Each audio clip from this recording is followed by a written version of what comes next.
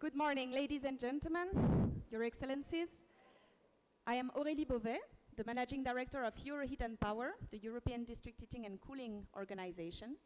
And it is my pleasure and my honor today to moderate the session on efficiency for quality of life, comfort, and mobility. Building operations represent 30% of global final consumption and 1/4 of global energy-related emissions. At global level, we have quite some ambitious goals. By 2030, we aim to have 20% of all existing buildings and all new buildings being net zero ready. Since the last COP28, we have also enacted a new objective to double down energy efficiency globally. That means that our buildings everywhere will need to be highly energy efficient. That means they will need to be resilient and flexible. And that means they will need to be supplied with renewable energy or climate neutral energy, which means basically electricity or district energy. Needless to say that this is quite a challenging path. First, because while direct CO2 emission from buildings decreased slightly in 2022, the biggest bulk of the challenge, indirect emissions, which come from energy processes, have increased to nearly 7 gigatons in 2022. So we are far from being on track. It is therefore more than essential to achieve higher energy efficiency and decouple energy consumption from the floor area growth, which continues to grow steeply in every single country. The second reason why it's challenging is because buildings also have to be part of the wider energy system. They have to be integrated. They are now at the intersection between energy, mobility, digitalization, and this is a highly complex picture to put and to translate into regulatory frameworks that work for all our citizens. And thirdly, I think it was mentioned a lot already in this morning's sessions, it is hard because when we talk about buildings, we really are talking about people's homes. We're talking about their life, their comfort, their cooking, taking a shower, keeping warm in winter, keeping cool in summer. So this is a very intimate policy discussion at the end of the day, and therefore we do need to have all citizens on board and to put in place smart frameworks, smart policies that work for all of them. For that, we need ambitious political leaders. We need innovative companies ready to deliver on the technologies. And we need international cooperation to catalyze global action and develop new industrial value chains. We are extremely lucky today to have the perfect set of experts to address this topic. And first, it is my real honor to introduce, for the introductory statement to this session, Mrs. Alice Wahome, Minister for Lands, Public Works, Housing and Urban Development of Kenya. Welcome, Alice. You can come here. You can come on stage.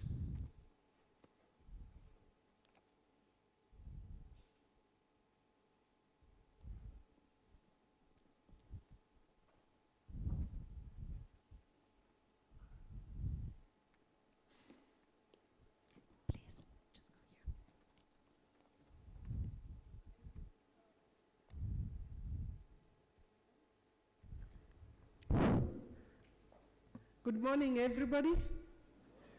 Habari zenu? Hakuna matata.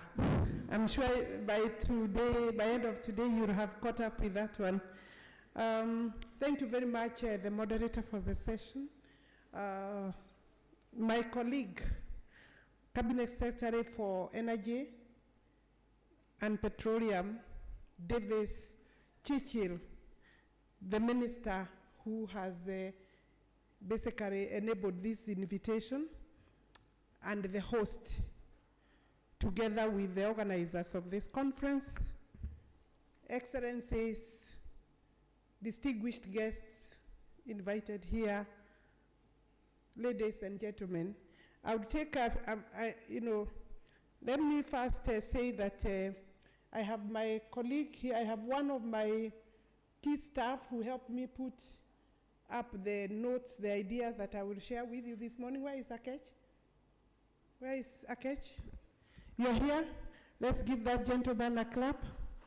Yes, Morris, Engineer Morris Akech is the CEO, National Construction Authority, and therefore he talks a lot about buildings. He's the regulator, in charge of the regulator for construction industry in the country. Where is Chemjo? Chemjo and Stella, my technical support there. So allow me, ladies and gentlemen, in the interest of time, to go through quickly my few notes. But I thank you very much, CS Chichil, for inviting me together with IDEA. I received a letter from IDEA here, and I'm therefore grateful to be part of this conversation. I want therefore to say that I'm sincerely thankful to the organizers. Specifically, I received an invitation from Brian Mathaway about a week ago to come and be part of this conversation at the head office for energy efficiency and inclusive transition. Thank you very much for the invitation. IE Global Conference, today happening here in Kenya, is not a small achievement. And I want to commend my colleague for ensuring that all this team here with IE, not IDEA, IE, are here at Safari Park. And I really, truly hope that you will enjoy your stay here. I can see there could be many of us who have come from outside the country. This particular conference comes just a week after my ministry organized a conference in the same venue on building and climate change. I'm struggling a bit with my eyesight because I'm going through some treatment. And climate change on the 15th May of 2024, which focused on zero emission, efficient and resilient buildings in the construction sector. Ladies and gentlemen, let me start by giving some facts about energy efficiency. Currently, I'm serving the government in the position of Cabinet Secretary, LADS, Public Works, Housing, and Urban Development. So the entire sector there is under my ministry. The energy efficiency in buildings is crucial for sustainable, responsible construction and management. It involves the organization of energy consumption within a building to reduce waste and environmental impact. Buildings use about 40% of global energy. 25% of the global water is also used within the buildings. 40% of global resources, and they emit approximately 1/3 of greenhouse gas emissions.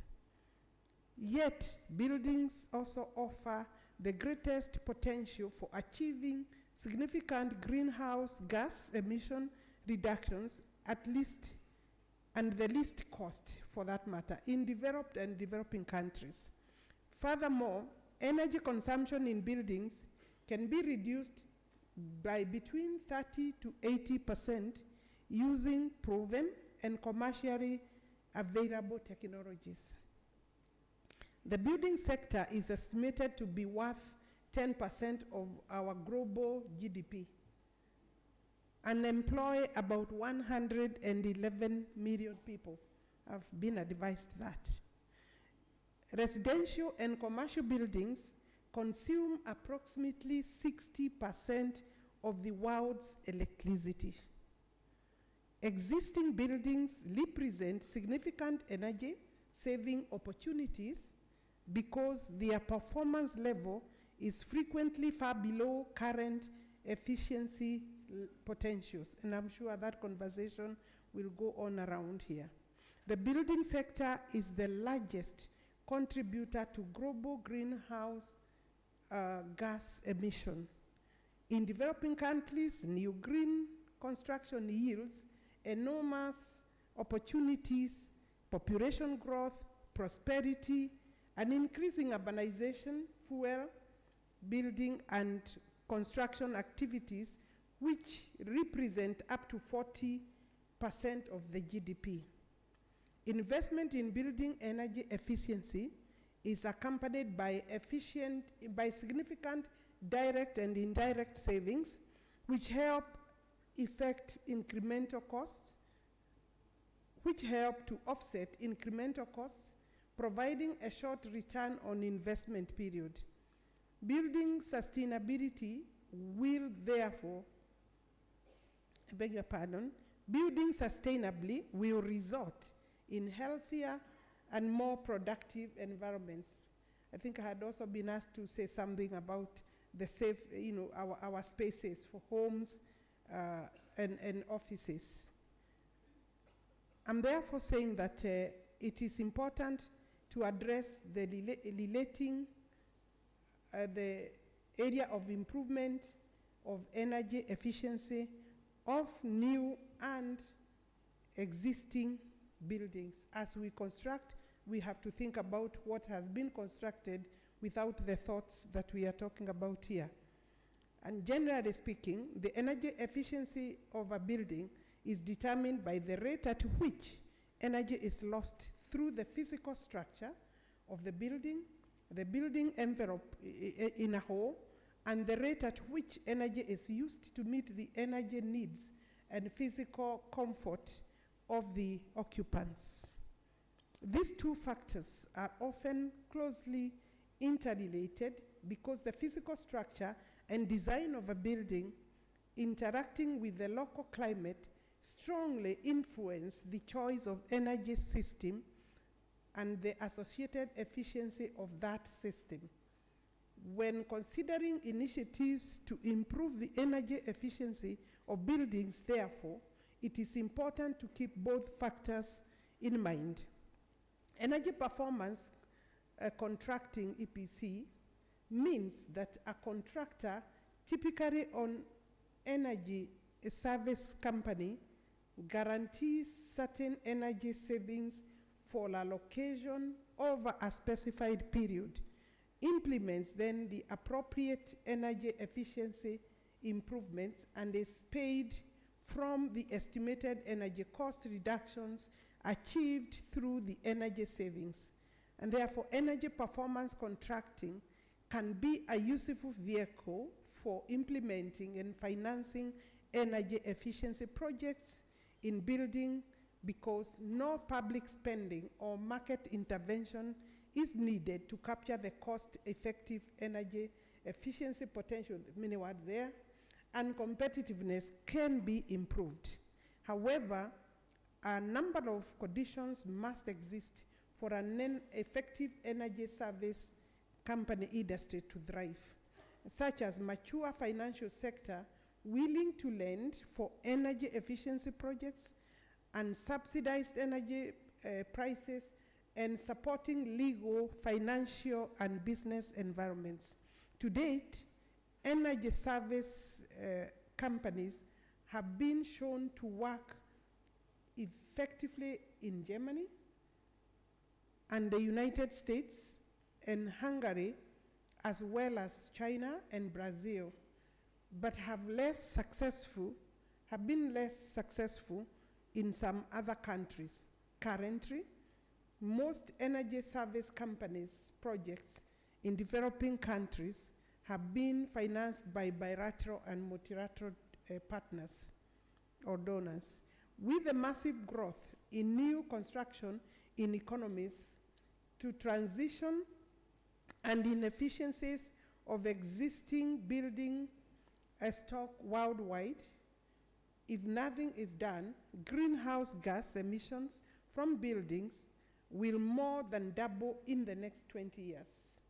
And therefore, if targets of greenhouse gas emissions reductions are to be met, it is clear that decision makers must tackle emissions from the building sector. Mitigation of greenhouse gas emissions from buildings must be a cornerstone of every national climate change strategy.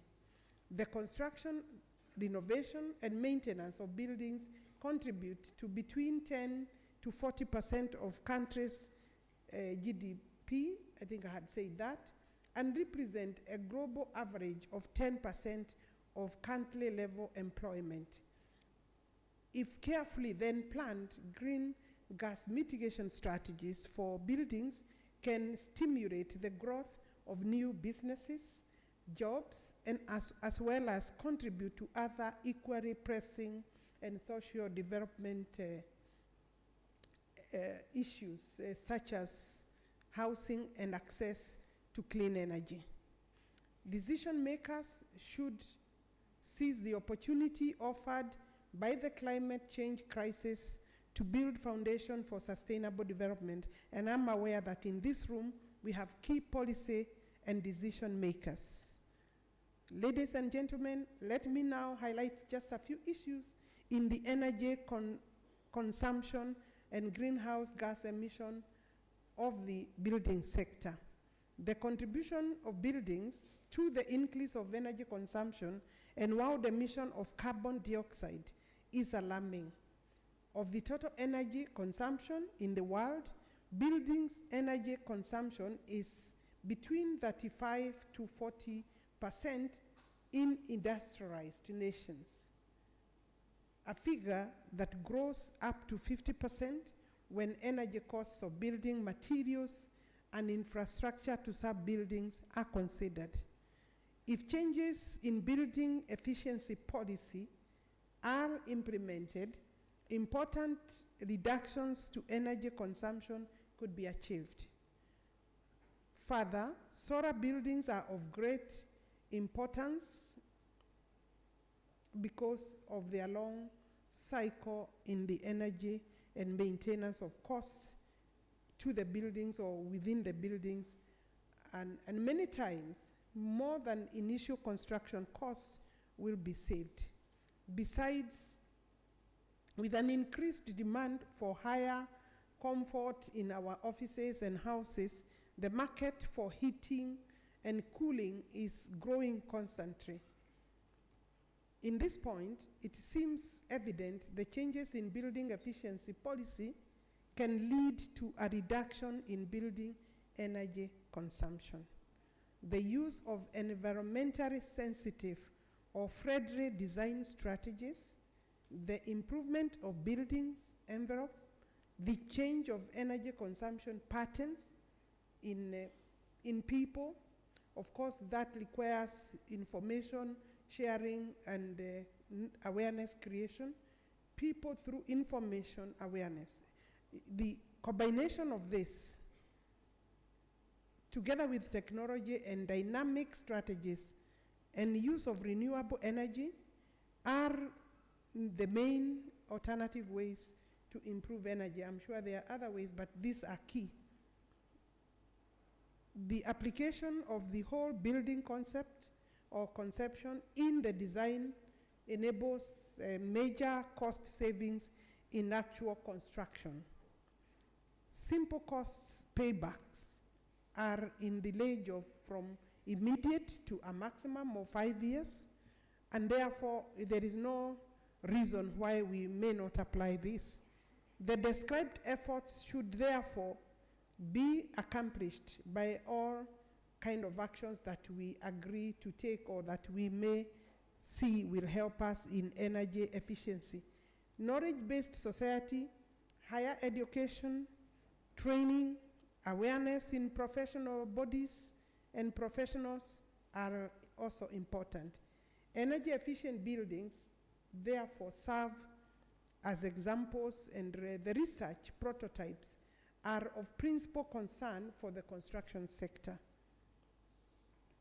And finally, our contribution as a ministry to expedite the efficiency in buildings in Kenya is that currently we have just as a ministry succeeded in reviewing our building code, which had stayed for about 40, 50 years, but we have now managed to review that, taken it through Parliament, and gotten approval to utilize or implement it. So we have, as a country, a new building code that takes into account green buildings, climate factors, that also takes into account new technology and material improvement, including material that can help us save energy. We have done our first conference also in the climate change effects. That was, I think, about 10 days ago on building, and came up with crucial resolutions which are being implemented by the ministry. And this includes, just for sharing, to accelerate the call to action on decarbonization. We did that, I think that was last week, beginning of last week. The need to decarbonize our roadmap in this sector. And then we also agreed to accelerate and support policy reforms, legal and institutional reforms for our frameworks. And again, we agreed that we need to develop green taxonomy guideline as a country, and of course as a team, because we also had other country representation. We also agreed that setting up of technical working groups to organize ourselves for the next conference in 2025, and again agreed to develop an implementation framework. Just sharing this because it is important.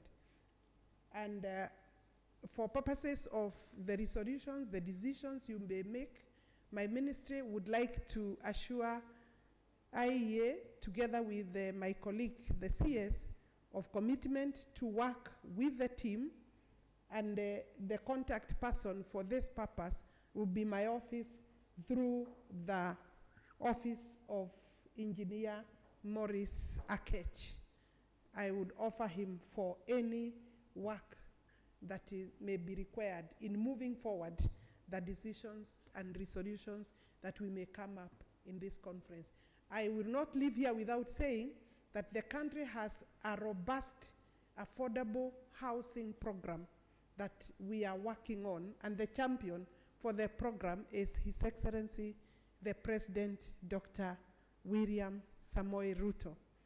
We have an objective as a country of building between 250 to 300,000 units per year, because we have a deficit of over 2 million units, housing units. But of course, we are talking about social and affordable housing. We need, and that is not a choice for us.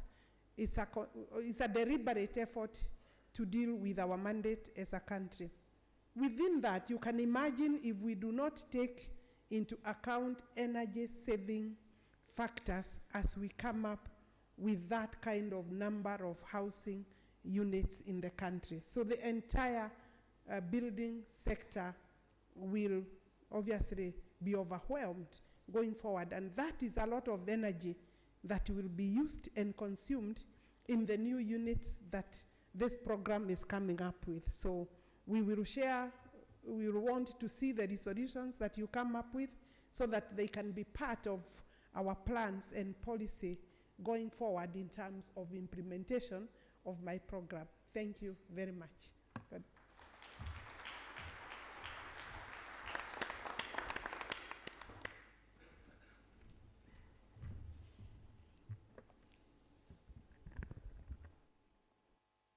Asante sana, Minister Wahome, for this very important statement. I think you touched upon a lot of elements that we are going to discuss now in our panel discussion. The need to reduce waste in buildings. Also very important to touch upon the industry behind it, the role for employment and to support the growth of our economies. the role of energy performance contracts, energy companies, building codes, and of course, thank you for highlighting the driving role that Kenya has been playing also to enforce this agenda at global level. We are so delighted to be in Nairobi today and for the next 2 days. So once again, asante sana. And I am now very happy to call upon our panel to deep dive. We have 50 minutes to pick on your brains and bring this picture to reality. So I'm calling to the stage Agnes da Costa. She's director of the Brazilian Electricity Regulatory Agency since 2022. She was previously head of the Special Advisory Board on Regulatory Affairs at the Ministry of Mines and Energy. Actually, you spent more than 18 years in the Ministry of Mines and Energy, so a lot of driving also to advance the transition of the country. Then coming to the panel is Joe Copps, president of the International Electrotechnical Commission, so-called IEC. He also has a very long career in industry, having worked in electrotechnical global leading companies such as Nikko, Sony, Liberty Global, and Alpha Technologies. Must I say that apparently you also sing Baroque and Renaissance music. That was on my briefing, but worth to note. Maybe at the end of the panel we can get a little note. Then coming is Julien Genetier, Business Unit President and Energy Division Vice President at Alfa Laval. Over 24 years deploying solutions to improve energy efficiency processes across several vertical industry, HVAC, food, process industry, and also looking into energy production. So welcome also Julien. And last but not least, Meg Seki, Executive Secretary of the UN Environment Programme Ozone Secretariat. Prior to joining the Executive Secretariat, you dedicated almost 10 years working on global environment assessments, climate change, and looking at the interlinkages between multilateral environmental agreements. So I think we can all agree that we should have all the experience we need to advance this topic and hopefully share some important best practices and insights for our audience. Let's come back maybe to the title of the session. It's a broad title, efficiency for quality of life, air quality, mobility. So we're looking at better, more efficient buildings, better and cleaner energy supply, integrated building, so just that. What are the challenges? Maybe if I start with you, Meg, then the challenges that we are looking at, better buildings, cleaner buildings at global level. How are you working within your organization to advance this agenda? Thank you very much for having me in this panel today. My focus is the Montreal Protocol, its Kigali Amendment, and the cooling sector, where some of these substances that the Montreal Protocol and Kigali Amendment are controlling are being used. And of course, the cooling sector is very much a part of the building sector. So I just want to introduce a little bit about the Montreal Protocol, of course, right? So the Montreal Protocol on substances that deplete the ozone layer is a very successful multilateral agreement. And it has led to 99% of ozone depleting substances being phased out. And that has resulted in the ozone layer going on a path to recovery. So during this phase-out process, the ozone-depleting substances such as CFCs and HCFCs used in various sectors were replaced by non-ozone-depleting but very global warming gases called HFCs, hydrofluorocarbons, including in the cooling sector where these substances were being used as refrigerants. So the latest amendment to the Montreal Protocol is the Kigali Amendment, and that is trying to phase down HFCs. So if the Kigali Amendment is universally ratified, like the Montreal Protocol itself and all the amendments under the Montreal Protocol, and fully implemented, fully complied with, it is estimated that 0.5 degrees centigrade of warming can be avoided by the end of the century. So this is quite significant. And what makes it even more significant is that the parties to this Montreal Protocol are committed to also address energy efficiency while phasing down HFCs in this refrigeration, air conditioning, heat pump sector, which is RAC HP sector.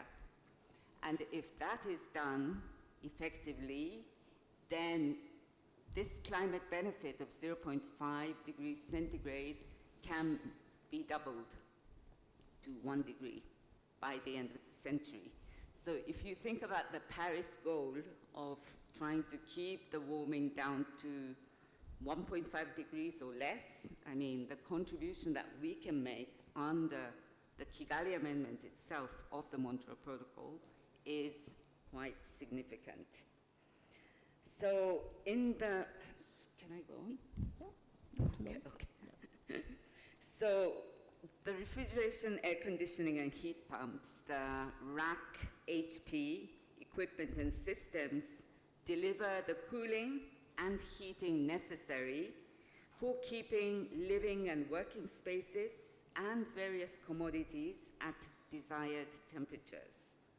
So it's estimated that RAC HP sector consumes almost 30% of global energy produced and accounts for about 10% of global CO2 emissions, to supplement the statistics that the minister has given us.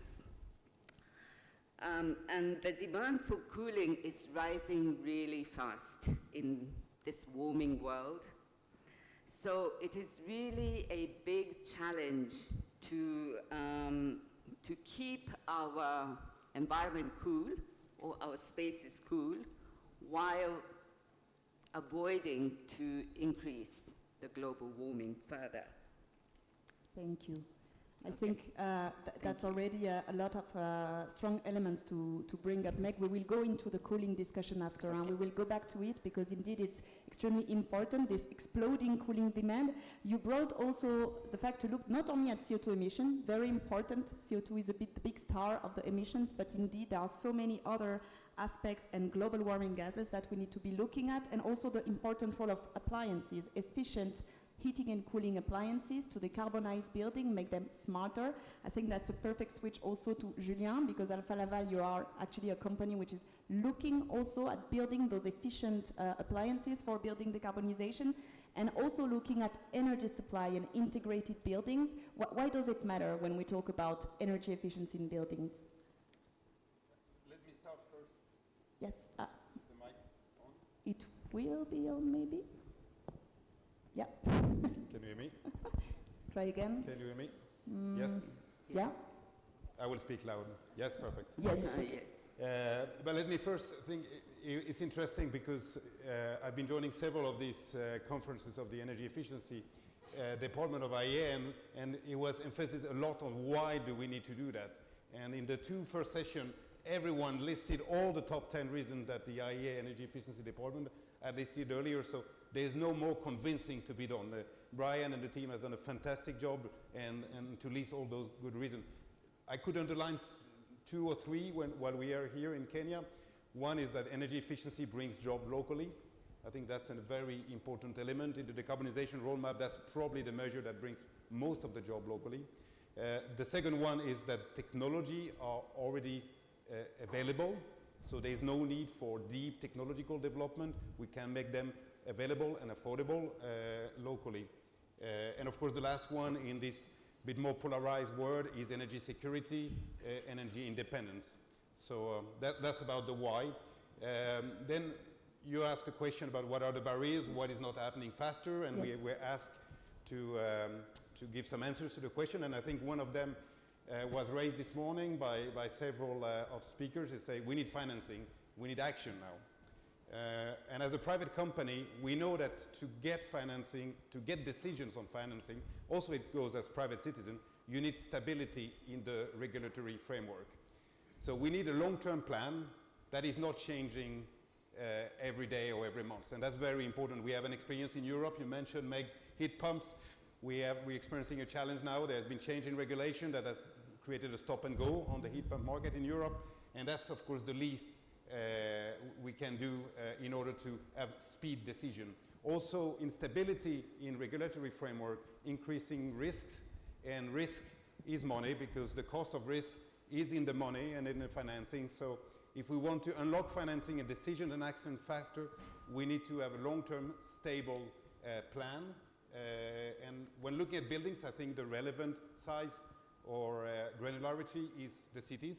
That's where it happens typically. So the cities need to do a good and solid plan that don't let perfect be the enemy of the good, but a stable plan that includes both electricity but also heating and cooling. With heat pumps, it's very clear those are two sides of the same coin in the energy sector. So the planning should include at least electricity and heating and cooling, if not mobility, in addition to that. The last element in the planning, I believe, would be to integrate industry as part of the city planning. Let's see cities as an energy industry as energy sources. They can be energy producers, and they have excess heat that can be a valuable source of energy for a district heating network. They can be also heat sink in order to absorb heat and be the alter ego to cooling in the building sectors. So in the planning, let's secure that we include industry in the city planning. My final remarks, and it was already underlined, is the importance of awareness to public, and that's of course very important because the decision makers ultimately in a building is the public and the citizens that are living, and also education. A lot of education is needed. There's a lot of people that are knowledgeable about the topic, but let's sure that our young engineers knows enough about energy efficiency so they can design the condition and the solution that are adapted to the local condition. The solution that works in Nairobi will not be the same as in Hamburg or in Paris or in Manila. So it's important we train the engineers locally so they can adapt the solution adapted to the local condition. Thank you very much, Julien. A lot of other good points that we will come back to during the conversation. Risk is money, you're totally right, so we're going to look at how we can also de-risk this type of investments in building. The role of waste heat, very important. I think it was quoted recently in a study as the world's largest untapped energy source. And it's quite kind of crazy because it comes from buildings and it can decarbonize buildings, so there's a beautiful circularity loop that we can build here. And of course the role of consumer information is not only about being aware, it's about being able to afford it, it's about it being easy to do. So we're going to go into that later. Coming back to the appliances, and if you allow me, Agnes, I'd like to keep you for the last point. I will jump to Joe, because those appliances, those smart and efficient technologies, in the end, they have to fit into buildings all over the world. There are so many different buildings, there are so many different situations, so many appliances that need to be developed and interconnected. So what is the role of standards also for building efficiency, building decarbonization? How is your organization working on that? Let me check the microphone. Yes. Okay, it seems to work. Good morning, everybody.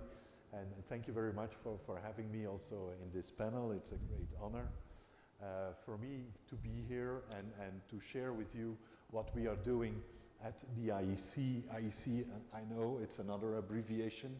IEC stands for International Electrotechnical Commission, but I'm okay if you say IEC and you remember IEC. We are an organization, we are around for more than 100 years now. And we're based out of Switzerland, but we have very many countries that are involved in our work, and that makes our work so interesting also for governments to relate to the work of standardization in general. We have two main divisions within the organization. One is the standardization, the other one is conformity assessment. And I really would like to say a few words very shortly about that, because I heard people referring also to market surveillance this morning. I heard people talking about conformity assessment in the sense of testing and verification and so on. And that's also a program that we offer specifically for wind energy, solar energy, and marine energy, because there's also electricity that is generated by the sea. And that is something, we are not a certification body as such, but it's an element of what we are doing within the group. The other part is standardization, and most of the people are maybe familiar with that. Standardization, we have been around, we started initially with safety and product safety, then we evolved to interoperability, and energy is, of course, energy efficiency is also an extremely important part of what we are doing. Therefore, we have created within the IEC one specific technical commission. We are organized by technical commissions. We have about 125 commissions, committees, I have to say, in the IEC. But there is one committee that is working across all the other TCs, again an abbreviation, and they are helping the TCs with energy efficiency. It's not just about increasing the performance, but we see that there are so many domains, so many areas, so many different products that are in need of this energy efficiency, and they need advice for that. So, and that is one of the newer developments, I think, within the organization.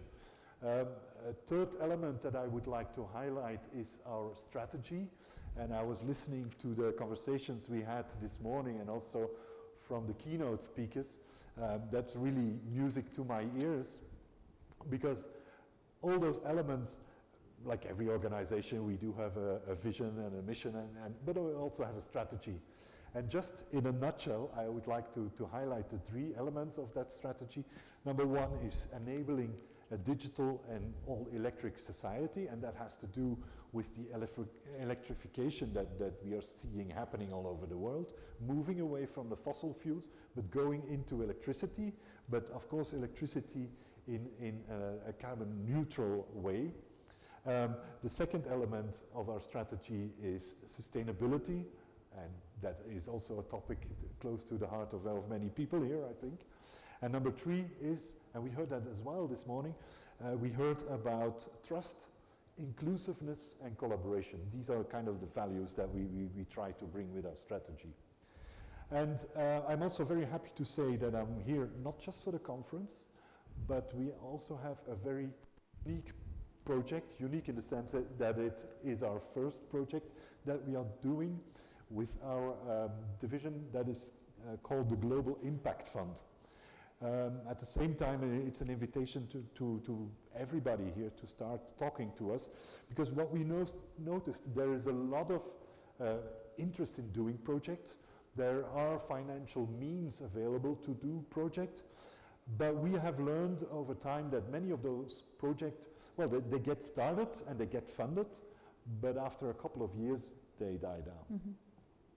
And we think that we can help with our standards. If we underpin those projects with standards, international, and they can be adopted to the local needs, but we start always from the international standards, are helping to make sure that projects don't go down the drain after a while, because they mitigate risk if sponsors, if donors are mm-hmm. knowing that standards are there to underpin the project.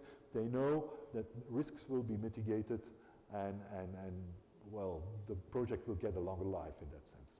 Yes, congratulations then on the launch of this new project. I think it's indeed a great first also for the Global Impact Fund. Yeah. Just wanted to say that this first project is really happening here. In Kenya, yes. In Kenya, and that is so great. I think we can improve the lives of about 160,000 people here in Kenya. That is really great, and it's related, just for your information, to battery waste and how mm-hmm. we can handle that in the future. That's great. I'm sure there will be a lot of interest on this project from the audience. Thank you also for sharing your strategy on digital and all electric, as long as you don't forget the potential of thermal solutions.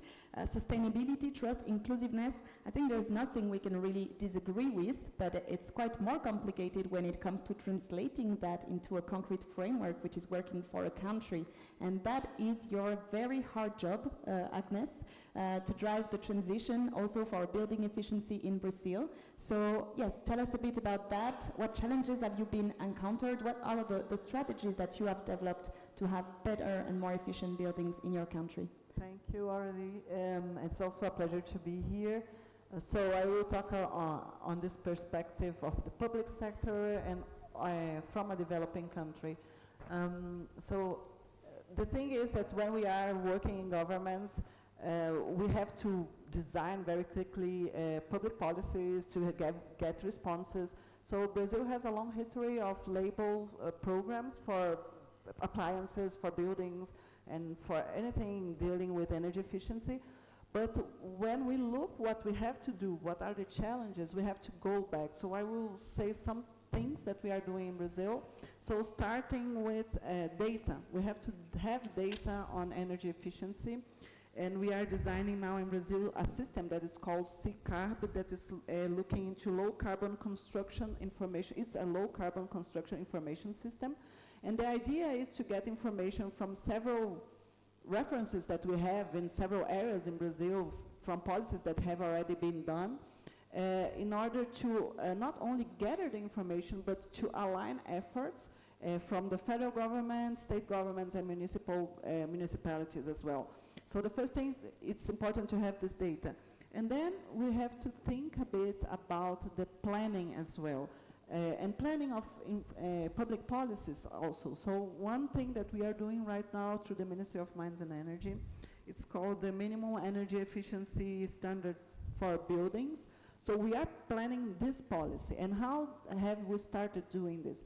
We first designed a regulatory impact assessment looking into different scenarios of how to implement such a policy in designing standards for buildings in several types of consumers. So starting with public buildings, but also thinking about residential, commercial units, and also housing programs. And with this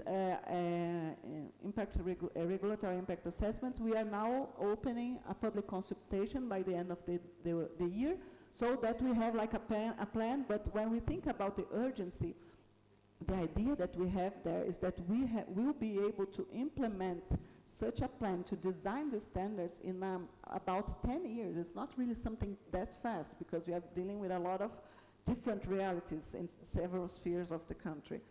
And then so this was an example of a plan. And then we talk about the policies.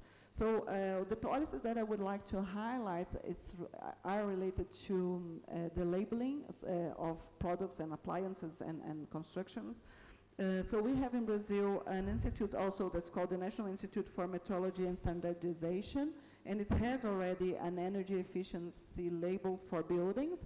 But there is another program that is called PROCEL, that's coordinated by the Ministry of Mines and Energy, that has several areas of actions in appliances but in buildings we have like what's called the PROCEL's building stamp.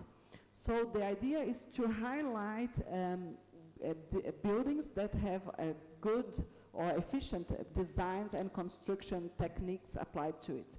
So what we do, we have financing, some financing for this. And how do we have this? This is where ANEEL, the regulatory agency, plays a role. So ANEEL is responsible for regulating the application of energy efficiency resources that utility companies have to apply in energy efficiency through a legal obligation. It's really a small amount of their net revenue. So this is what we do. We work with the ministry and see how best they can apply these resources linked to the policies, and then we monitor what they are doing and how these projects are doing, so that we can see at the end if it worked or not. So PROCEL does then this call for projects, and this year 2023 we were doing call for projects for net zero buildings. So we we contracted, we are financing 4 projects, 1 in a research center and 3 in 3 universities in several states. And the idea is to have insights on construction techniques and materials and things that work. And thinking about net zero is not only the construction, but also how to consume the energy and also how to generate the energy through distributed generation technologies, a lot of solar PV in Brazil also. And then the call for this year, 2024, is thinking about retrofit, so existing buildings. And the idea is to start with a financing of about 100 million reais for public buildings, thinking about schools, health units, hospitals, and also some housing as well. So this is what we are doing now in terms of thinking about best practices for retrofitting public buildings. And so, just to finish, I think that one of the things is that we have been working on this agenda for a long time, but from this developing country perspective, we have to deal a lot with informal construction. So in Brazil, in the electricity sector, buildings are responsible for 50% of the electricity consumption. And then the housing programs are essential for this. We have in Brazil a program that's called My House, My Life, and we have then a recent bill that guarantees access to distributed generation subsidies if this housing new units have then distributed generation. Because the thing is, when people come from informal consumption to formal consumption, from informal houses to formal houses, they start to pay bills. And then we have to have incentives for them to start paying the bills. And then we have to think about how to make this construction efficient so that the bills are not that high, and even think about the net zero construction in terms of also enabling these buildings to generate its own energies. So these are some ideas, but the thing is, what I wanted to highlight is that we always start from the public policy, but we have to go back and think about the data and the planning of the policies. Yes, no, absolutely, you're right. Thank you for that. Indeed, it's good to also put the right framework, develop all those solutions, but at the end of the day, it has to be competitive, it has to be affordable also for the end consumer, otherwise it will not work. It's good also to indeed point out that the diversity of solutions, some markets, a lot of new build, maybe new build to some extent is easier because you can from scratch try to make it right, but then you have other aspects like planning. For retrofit, it's a whole different plate we're looking at. And maybe, I mean, yes, for that, when it comes also to the different situations, how does it look like from the point of standardization, when you look into other countries where the prime issue is, and it was mentioned so many times this morning, access to energy? Then what does it mean, building efficiency, quality of life, when you're looking at those type of markets as well? Microphone, thank you. Thank you for the question. It's a great question, I believe.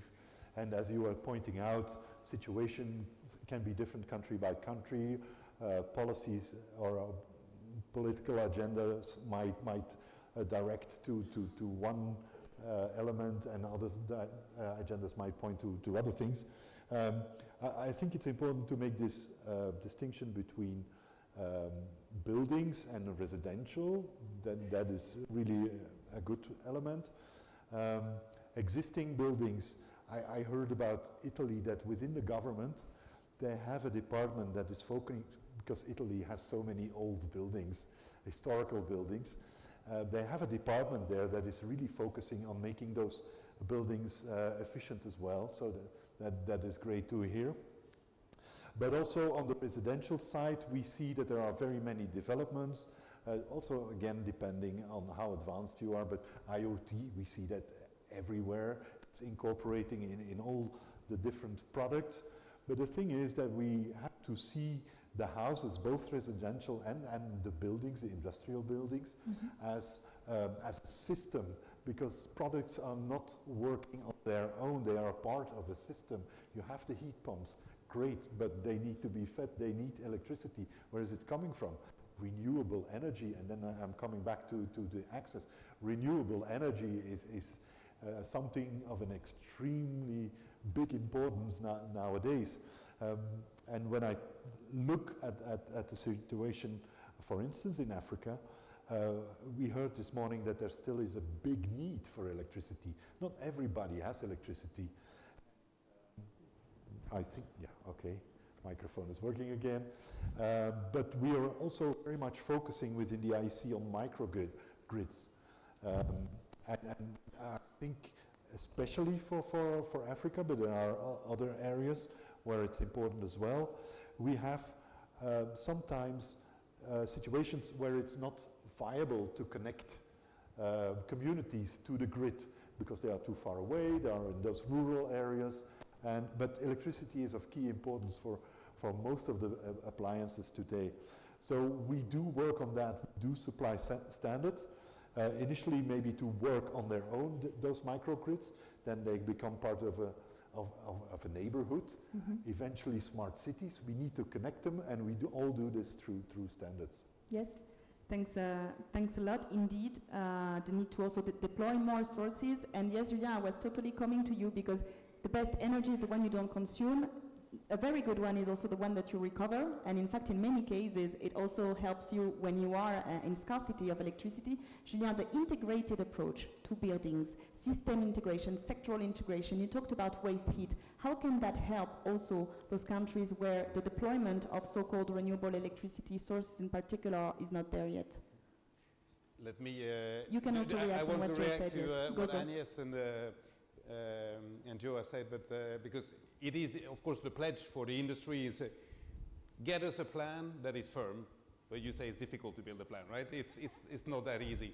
And of course, the IEA is providing a lot of support in policy. There's a lot of benchmark we can use, and I think it's very interesting what you've said about using some public buildings and universities is particularly interesting because there's full of brains here that could be used to design the best.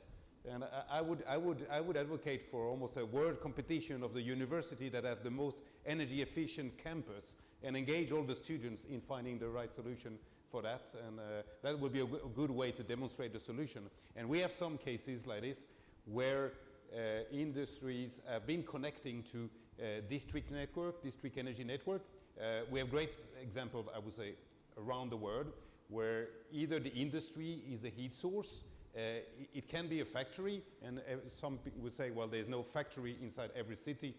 But I would say that now with data centers, we have a factory in every city because a data center, 98% of the electricity is converted into heat, and that heat can be extremely easily reused if you have a use of heat. Or with the heat pumps generate also cooling. So that's a good example of sector coupling. I think on city planning, I mean, there are great examples around the world. It's difficult to mention all of them.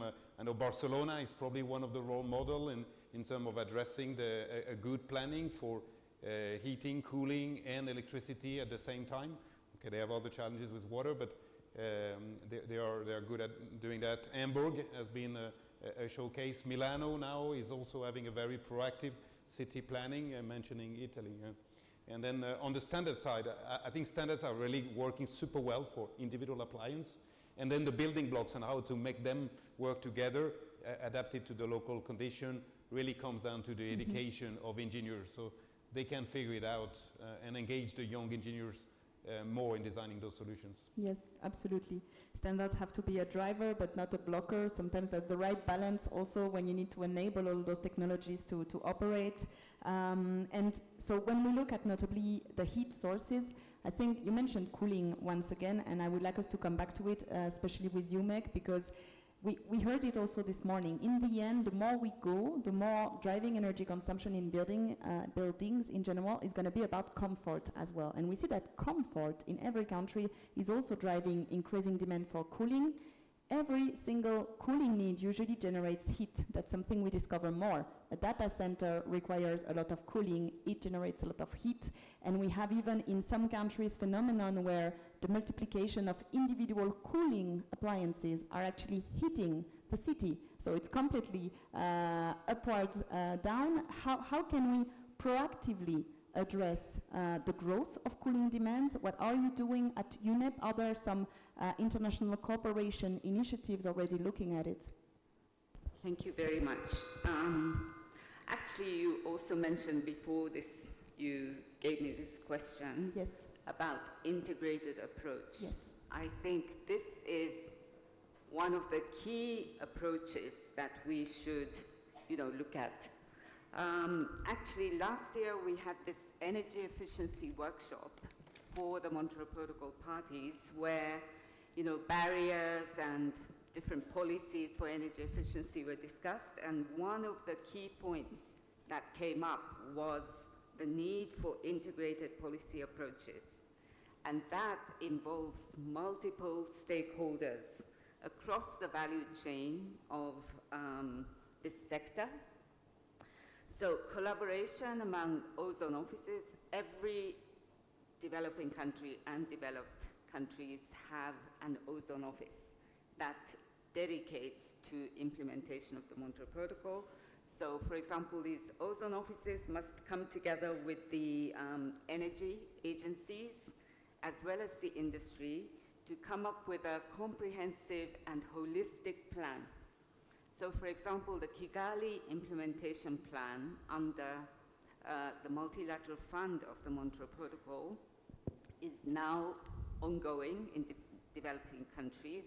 Many are now preparing the KIPs, which is for the phase down of HFCs. And then we have also, for example, NCAPs, that's the National Cooling Action Plans being developed around the world. I think like 40 countries, including Kenya actually, have already developed their NCAPs, and also NDCs. I mean, these have been successful examples of, overarching kind of approach, framework to bring all the stakeholders together and to plan and implement. Mm-hmm. So this is like a very important and successful model that we are seeing. And also I just want to mention that the multilateral fund has opened up a window for $20 million to help developing countries to implement energy efficiency projects. But 20 million is very small, and of course the parties may decide to give more money for this energy efficiency projects, but it's clear that this is not sufficient. And funding needs, of course, also has been mentioned by many speakers this morning. So this is something very important, and we must bring again this funding together in order to be able to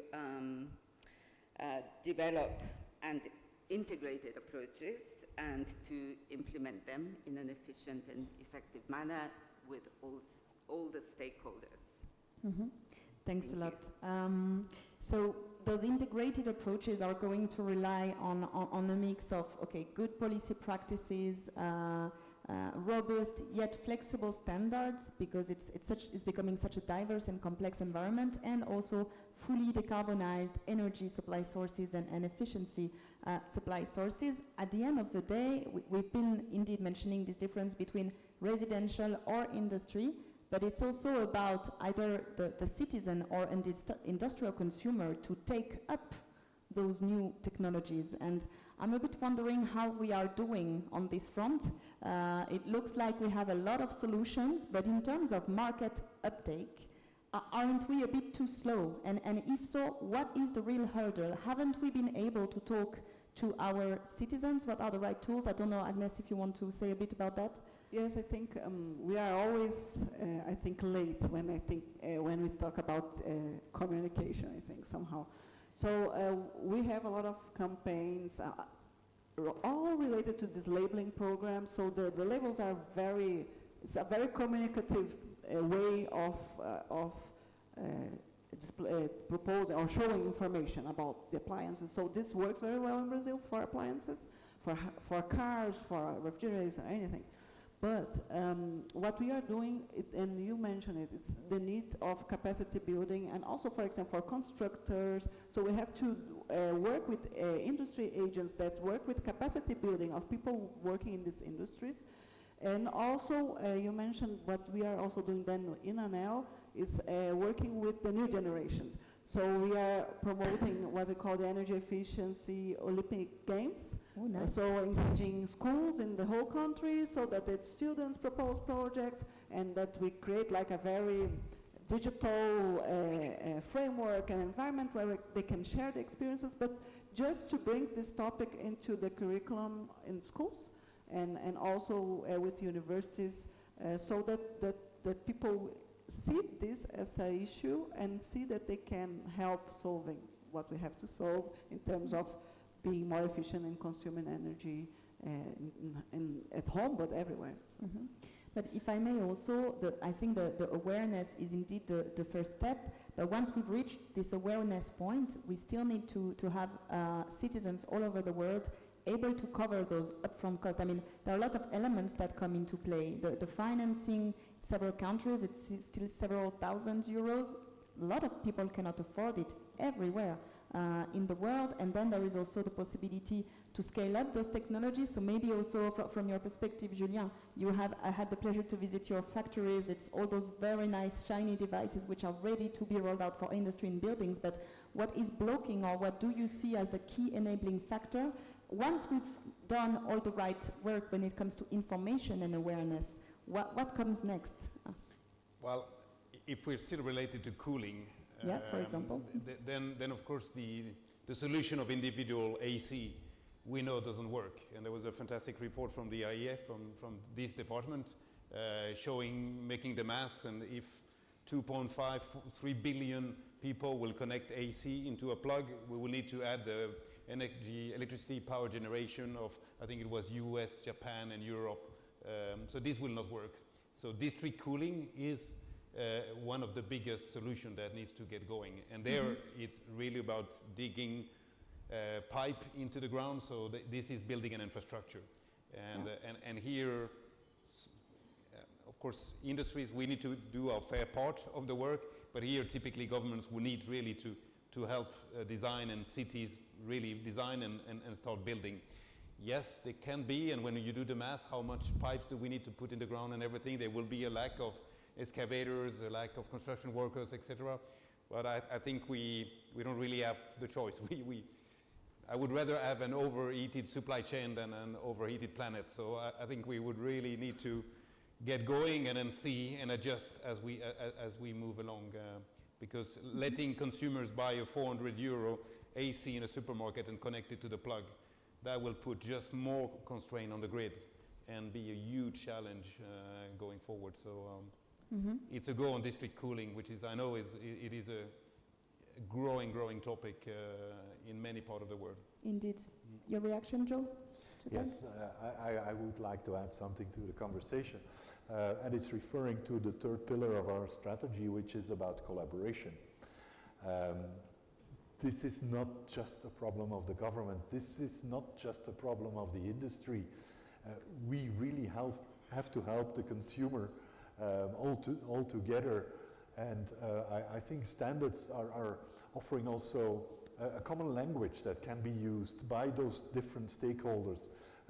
We are supported by many different stakeholders, not just the industry, also the industry, and it's an important one.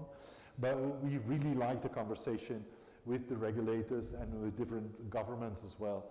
You were talking about the flexible standards, that we call that the smart standards.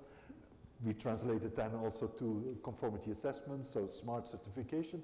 But I think there's also room, and that's maybe not our job, but at least we have to make sure that we can make the link with smart legislation. And I think that is what the future will be. Absolutely. And smart legislation also with building starts a lot at local level, and that's another challenge in a way. There is the national strategy, the national vision, but then you have all those different climates, and every city which will have such a specific building characteristics, local resources. So how can we also better involve cities, which in the end we see it's another blocker for building decarbonization, they are on the front line. How are you addressing this issue maybe in Brazil, and then maybe Meg, if you can say a bit about cities initiative or the involvement of cities in UNEP? So in our case, we have like a ministry for cities as well, and with the housing programs, this is located there, so the best practices for the housings come from them, so are in the building codes for these new houses.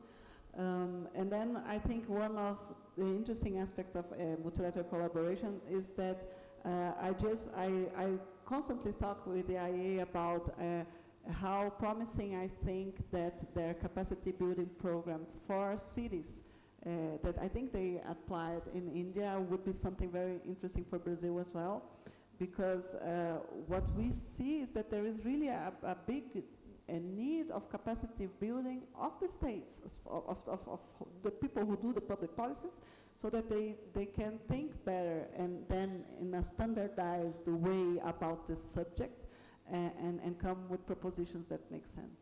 Mm-hmm. Thank you. Meg? In terms of UNEP, I mean, I don't deal with the buildings. You know, my position is on the Montreal Protocol and the Kigali Amendment, but UNEP does have a buildings program and also sustainable cities program in cooperation with Habitat, UN Habitat. Mm-hmm. So those are programs that are being implemented. From my perspective of the Montreal Protocol, again, I have to come back to this issue of, you know, stakeholders cooperation. And for us, incorporating the cooling into this KIPs and NCAPs and NDCs, I think this is where we are trying to go. Yes. And identifying common interests and goals among these stakeholders and synergies is really key, I think. Great.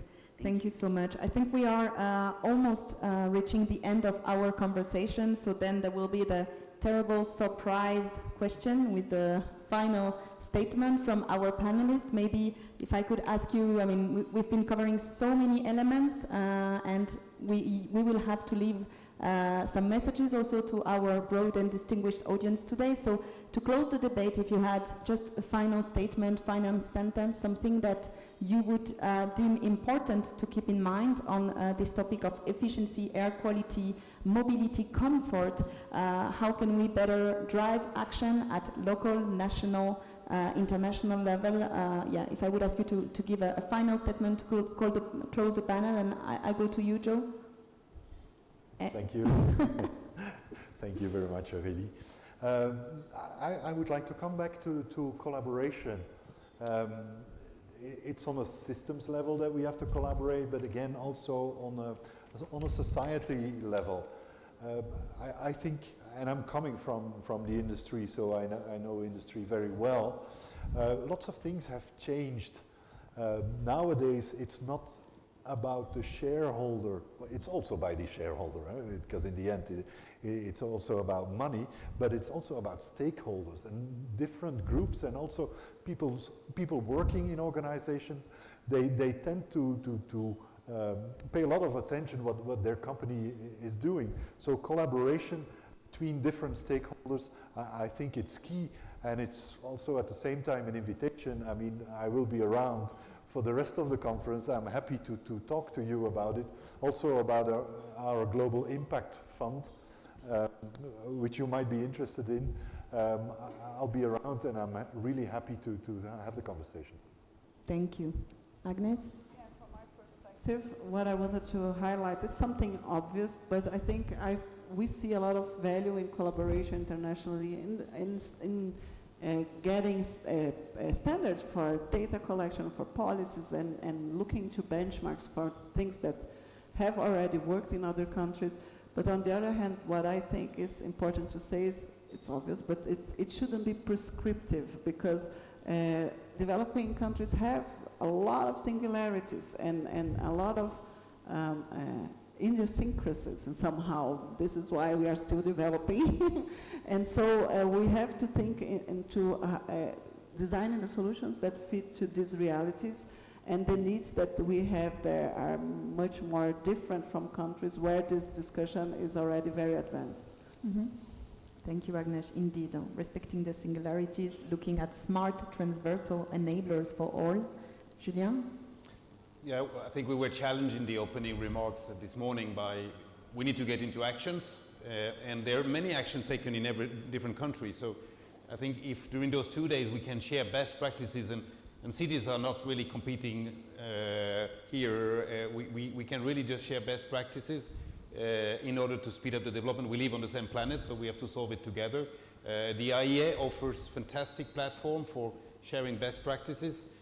We recently, together with 500 companies, created, recently 3 years ago, the Energy Efficiency Movement, which is a platform for companies and private individuals as well to share best practices in order to speed up and then move into action. So if everyone at the end of those 2 days can come back with some best practice sharing and start to lay out their action plan based on that, I think that would be a great success. Thank you, Julien. Meg?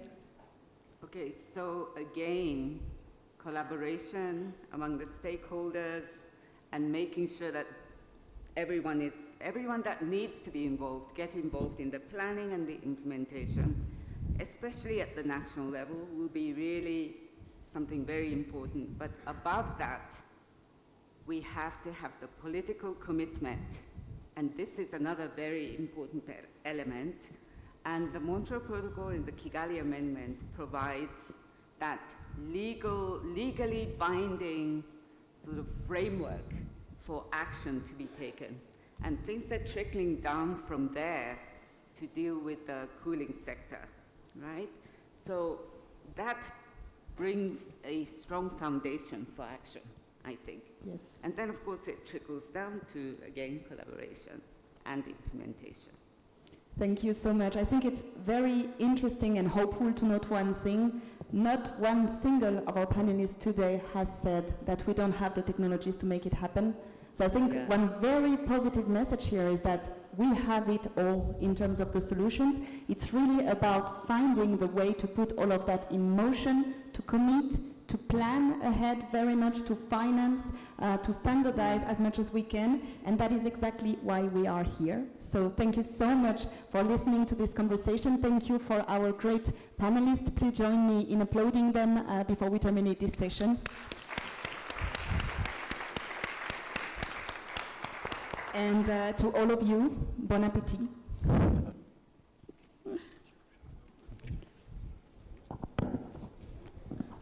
Matt, shall we go for a picture?